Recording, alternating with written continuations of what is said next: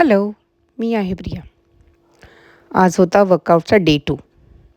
कालचा डे 1 होता, त्याच्यामुळे थोडी बॉडी पेन करत होती, पण नाही, नो गिव्ह अप. एक्सरसाइज करताना थोडा विचार आला, की मी एवढ्या वर्षात मी कधी एक्सरसाइज केली नाही.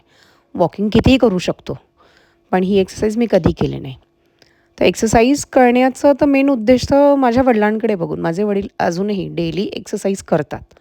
हेवी वर्कआउटही करतात आणि ते घरीच करतात. तर त्यांना बघून मी इन्स्पायर झाले. म्हणजे आपली पिढी बाहेर रोल मॉडेल शोधत नाही. आपल्या आई-वडिलांमध्ये रोल मॉडेल शोधतात. तर माझ्या मुलांच्या नजरेत मी त्यांचा रोल मॉडेल आहे का? हा विचार माझ्या मनात आला, की आता आपल्या आई-वडिलांनी एवढं स्ट्रगल करून आपल्याला इथपर्यंत आणलं आहे.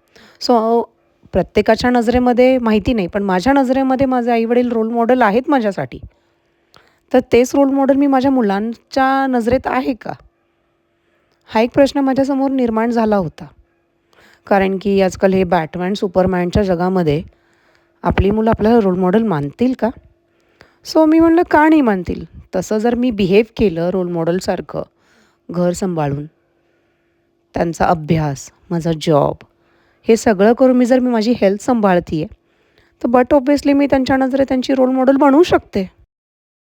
आणि जर आपण हेल्थ कॉन्शियस झालो, तर हे लोकही हेल्थ कॉन्शियस होतीलच.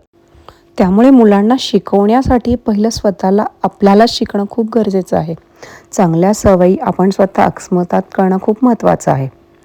जर आपण जे करणार, मुलंही तेच शिकणार आहे.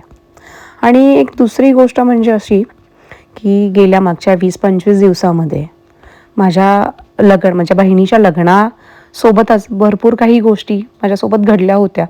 पण लग्नाचा माहोल होता, त्याच्यामुळे मला तुमच्याशी शेअर करता नाही आला. हेल्थ कॉन्शियस होण्याच्या मागे एक खूप महत्त्वाचं कारण आहे. ते मी उद्याच्या ब्लॉगमध्ये तुम्हाला नक्की सांगेल. So stay tune. बाय.